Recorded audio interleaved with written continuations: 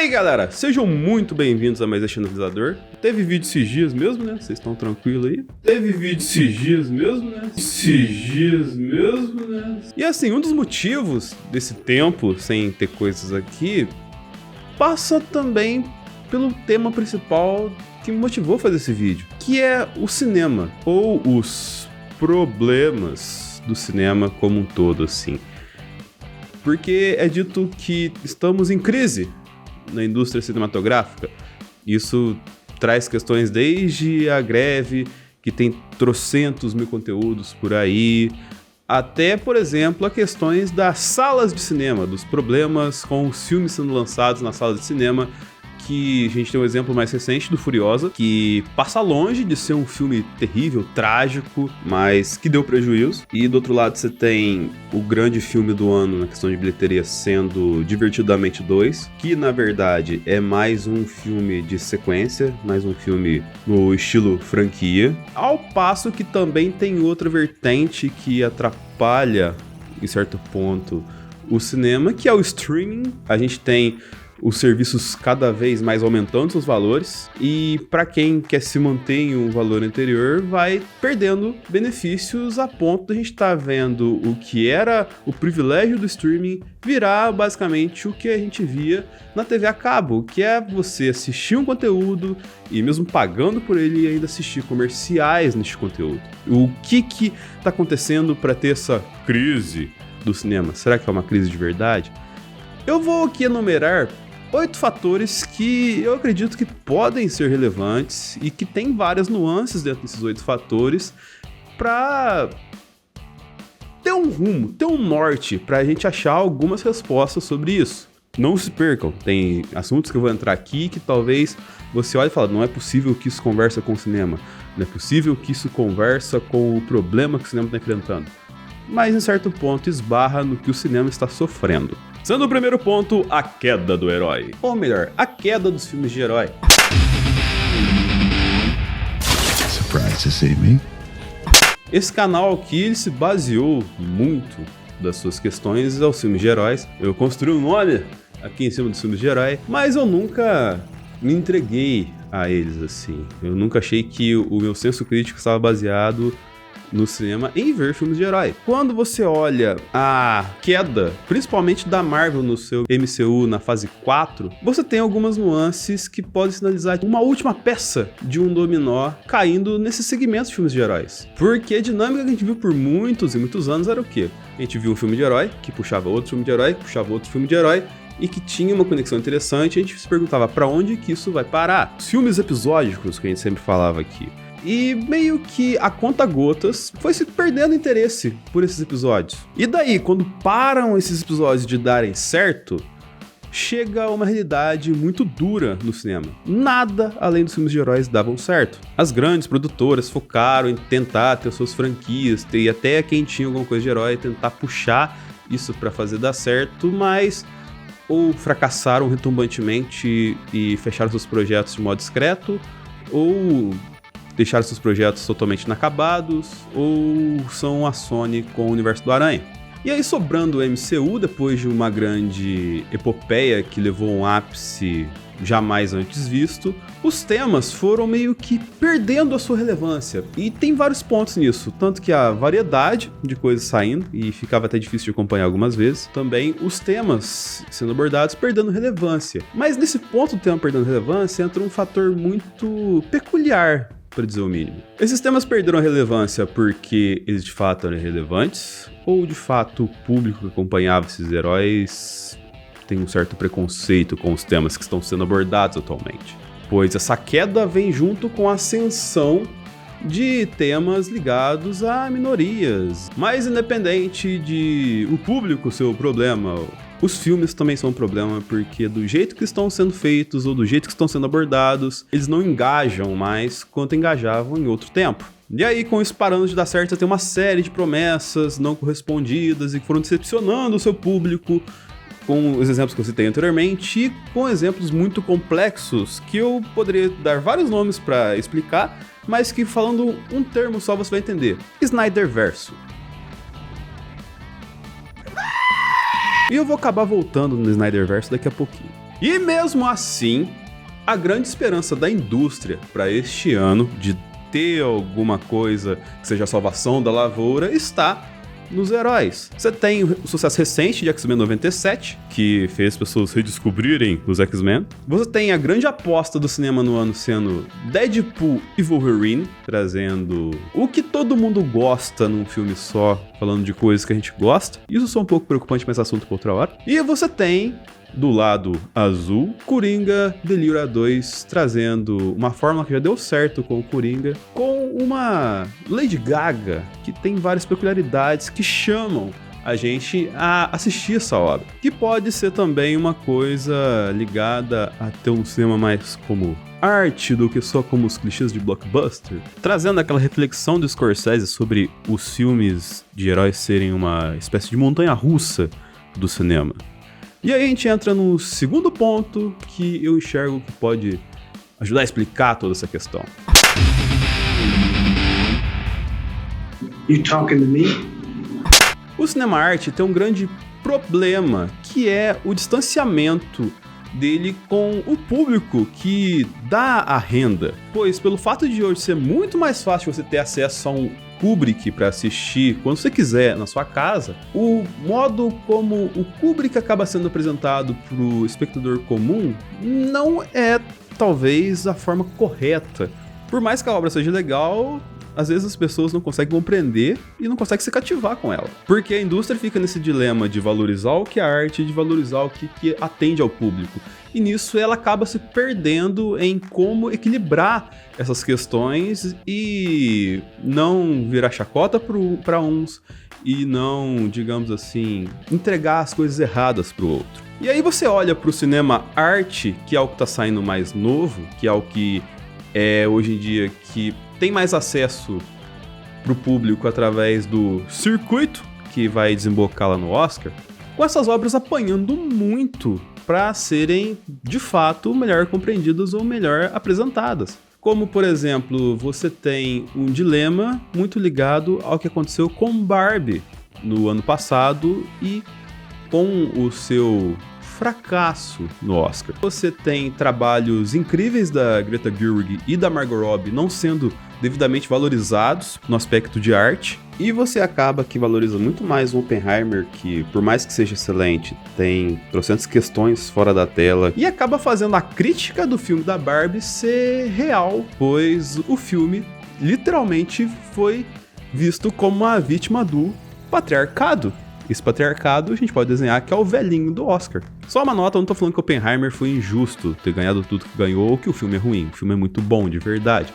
Só que ele teve uma valorização muito exacerbada para o que talvez ele devidamente merecia. Isso é um exemplo de como que não há arte ou não arte dentro do cinema. O, entre aspas, cinema arte de Oppenheimer teve uma projeção muito maior com os memes do contraste do que se fosse seguir a cartilha do Oscar. A segmentação poderia ser feita de outra forma e você explicaria e disseminaria a cultura de uma forma mais efetiva, tornando até o cinema mais complexo do Scorsese uma montanha-russa para quem gosta de cinema. Mas esses foram os dois filmes ano passado que salvaram a indústria, que movimentaram um cenário de blockbusters, mesmo um deles não sendo tão blockbuster assim. E aí vai o terceiro ponto que a gente pode abordar, que geram vários pontos, como eu disse, eu estou meio perdido nos pontos aqui. O blockbuster hoje ele sofre tipo de uma crise de identidade, porque ele acaba não servindo tanto mais ao propósito que ele servia tão bem, e talvez isso seja problema do formato do filme, talvez isso seja problema de um formato que não conversa mais com as realidades que nós temos atualmente, com trocentas mil coisas competindo. O público vai ao cinema assistir um filme, e esse filme acaba não sendo tão bom. Ele fica pensando, poxa, eu tô aqui há 2 horas nessa sala e o filme não tá tão legal.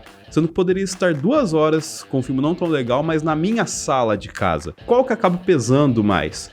Ele acaba indo, talvez, em alguns casos, pra sala da sua casa. Poxa, se eu vi um filme tão relevante no que tange a minha vida aqui nessa sala de cinema, eu posso esperar alguns 3, 4 meses que esse filme vai chegar na minha sala pra eu poder ver e matar minha curiosidade. O valor que eu paguei no ingresso eu pago um mês de streaming, e o valor que eu paguei no Bomboniere eu pago uma refeição muito mais completa pra casa. Mas aí você pode até virar e falar, poxa, isso é um problema da indústria que não tá fazendo filmes tão legais assim, que a gente tem que dar espaço pra outros mercados e tirar esse mercado americano que esmaga as salas de cinema há anos e anos e anos. E aí a gente tem algumas leis nacionais que obrigam a porcentagem de filmes a serem filmes nacionais. Só que você pega os filmes nacionais que ocupam essas salas, também não são assim tão relevantes. Estruturas estilo Plim Plim Filmes, que é uma coisa batida dos anos 90 que dava certo.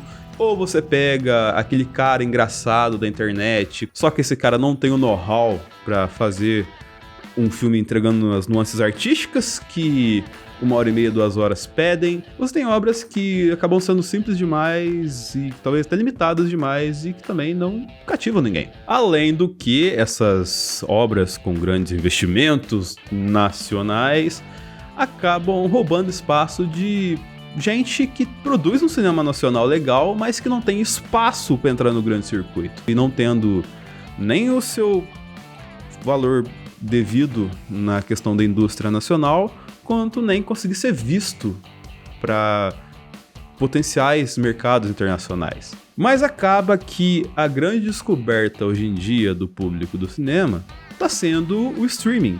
E aí entra um quarto ponto aqui nesse corte e costura que a gente está fazendo sobre o que tá rolando com o cinema. Nessa de R$20 pra lá, R$30 pra cá, a conta fica como? R$200. A guerra dos streamings tem várias camadas mesmo que são interessantes e relevantes, mas não deveriam. Nuances tão grandes que viram até um noticiário. Você tem hoje canais e produtores de conteúdo especializado em notícias da indústria do cinema e que não noticiam o cinema, porque a empresa X comprou conglomerado Y, comprou empresa X que vai fundir o streaming Y. Acaba que se discute muito em torno do cinema, mas não se discute a essência do que está acontecendo dentro do cinema e por que talvez isso não esteja funcionando. E no final de tudo, quem acaba pagando a conta dessas várias movimentações é você. Tá pagando o streaming aí, que vai perder algumas telas e que não vai poder compartilhar mais senha e que vai ter comercial no seu streaming e que se quiser ver um filme no lançamento, se não quiser ir lá no cinema na semana do lançamento, tem que esperar um mês e meio, 2 meses e pagar R$30 no filme. E no final de contas, isso melhora as produções? Acaba que não, porque já entra num fator de mercado. Por exemplo, a ascensão das IAs, porque você tem tanta necessidade de produzir, você tem tantas vontades de criar coisas novas e incríveis para você fechar o balancete e fazer o juro composto do lucro sobre o lucro para ir crescendo e tal, que não tem humano mais para produzir do jeito que você quer. E aí você acaba utilizando recursos de inteligência artificial nos roteiros, por mais que as pessoas digam que não, mas acontece, você sabe muito bem.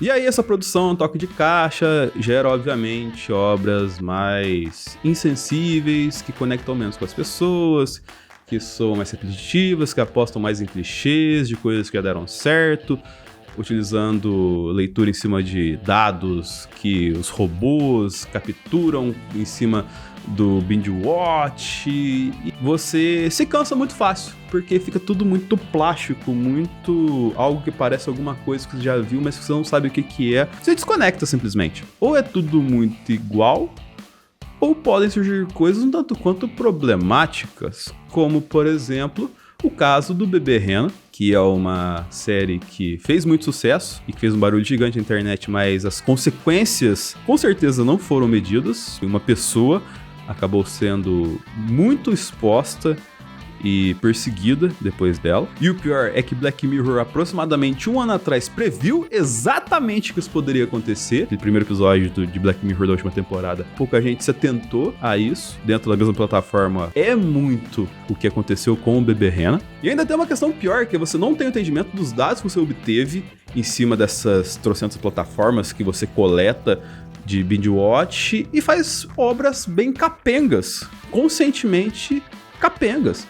Como, por exemplo, Wish, que é uma animação para celebrar os 100 anos de Disney, mas que é totalmente esquisita. Lembra uma estrutura de filme de heróis, desses da Marvel, que apostava nos fanservices e apostava nos easter eggs e clichês, e o roteiro é Frankenstein, pra dizer o mínimo. Então, assim, como se não bastasse as obras estarem nitidamente com sérios problemas, o público tem as suas exigências ainda mais complexas. E aí vai mais um ponto que eu já perdi as contas dentro dos meus dedos, que qual ponto que eu estou falando, que é... Você é um lixo. Você é uma escória da humanidade, tá ligado? Porque o Nerdola, além daquelas questões que eu já citei anteriormente quando falei da Marvel sobre preconceitos de algumas partes de Nerdolas, ele vê uma obra e por mais que a obra seja bem executada, tanto em roteiro quanto em apresentação, visual, argumentos e tudo mais, aquele valor que a obra trouxe não é o valor que ele achava correto para a obra que ele tanto ama. Pelo fato de não conversar com o jeito que o abençoado queria, ele vai descascar e falar que a pior coisa que ele já viu, fazendo um burburinho muito maior sobre algo ruim do que algo bom dessa obra. Principalmente se a teoria que ele constrói na cabeça não é a teoria que é apresentada no filme, que é o famoso encher o de teoria.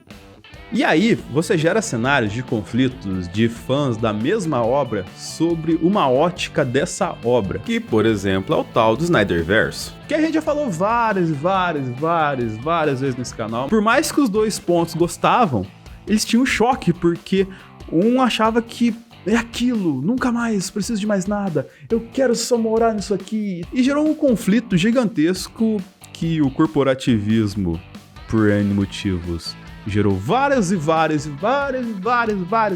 nuances que não tangem apenas a briga desses dois, mas que gerou o Snyder Cut e vários conflitos de fãs. Todo dia essa de Snyder Cut, velho, vai tomar no vocês, o Snyder e a Warner, tudo junto, velho. Com vocês nem dorme, vocês ficam o dia inteiro uma do Zeca Splinter, velho. E aí a pergunta que eu faço depois de tanto tempo pra vocês assim, agora que você tem, por exemplo, o diretor, valeu a pena todo esse conflito? As amizades que você perdeu, foi financeiramente rentável pra você? Vale a pena ter todo esse choque por uma coisa que não está nas suas mãos de decidir?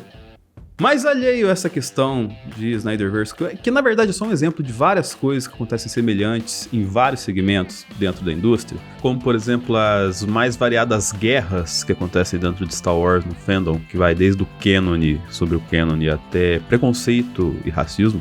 No final das contas é só um reflexo de tempos que a gente está vivendo, onde a gente meio que não acha que tem tempo para certas coisas, ou que tem muita coisa que vai além do nosso tempo, do que a gente consegue consumir. E entra um fator muito importante nessa coxa de retalhos que eu tô fazendo, que é... Por que esperou tanto por uma coisa tão decepcionante?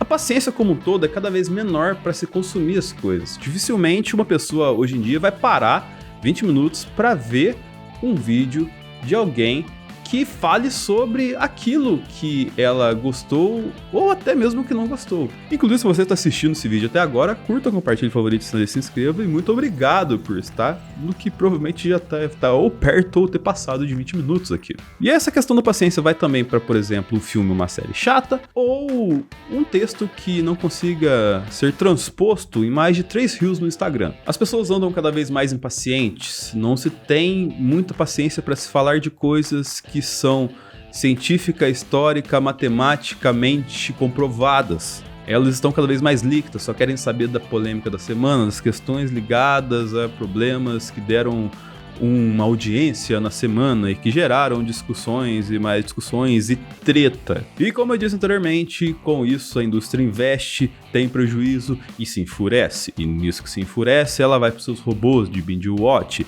E aí, para gerar um Stranger Things, acaba gerando 20 Cowboy Bebop e você consumiu todos os Cowboy Bebop e esse Stranger Things. E acaba que tá pistola, sendo que você não teve um tempo de qualidade. Mas todas essas questões ligadas a robôs aqui, dentro desse segmento do robô me salva, o que eu vou fazer com o meu tempo agora, é tudo parte de um bem que as empresas correm atrás e que é muito mais lucrativo do que qualquer coisa que a gente falou aqui, ou que na verdade é a síntese de todas as coisas que nós falamos aqui, que é a atenção. Why I brought her? Oh no, finish your tweet.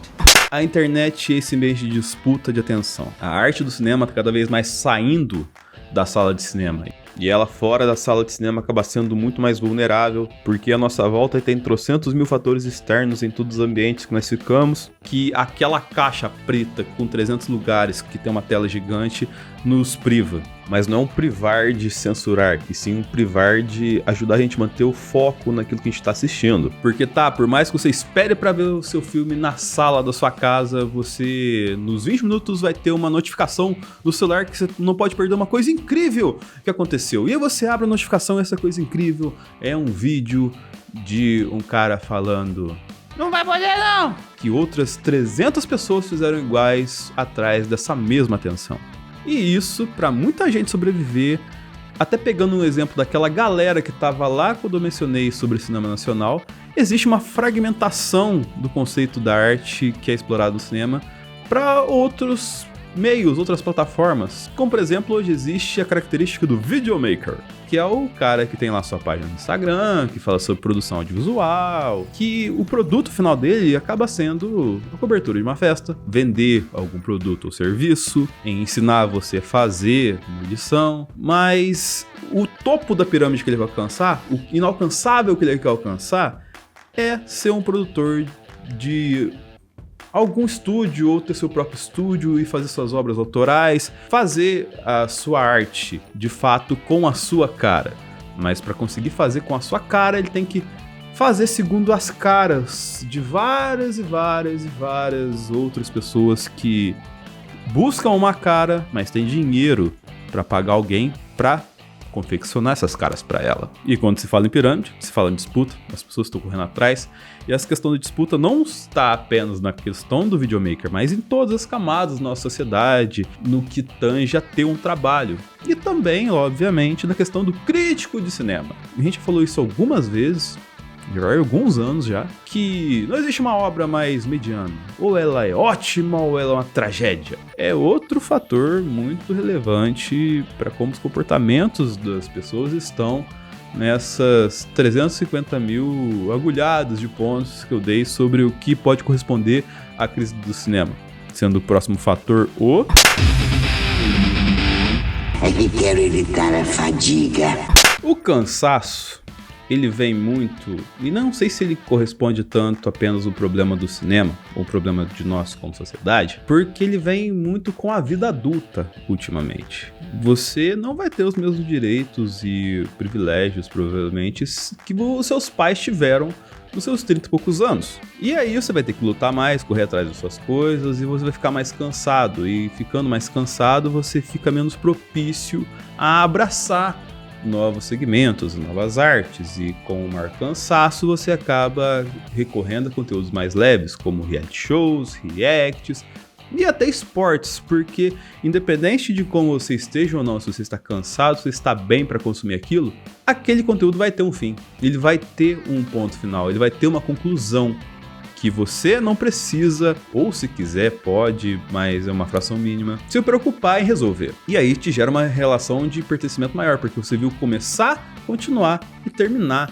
aquele conteúdo. E com um leque de opções tão grande de entretenimento que podem se encaixar dentro da vida de uma pessoa das mais variadas formas, infelizmente hoje o cinema não é mais tão importante para as pessoas como era há algum tempo. A gente meio que não tá tendo disposição para saborear aquele filme, que é aquela série. A gente acaba não tendo mais a disposição para tirar essas reflexões. E acaba que a grande reflexão que você fica depois de ver um filme que para você foi ruim é que se valeu ou não você perder tempo assistindo aquilo.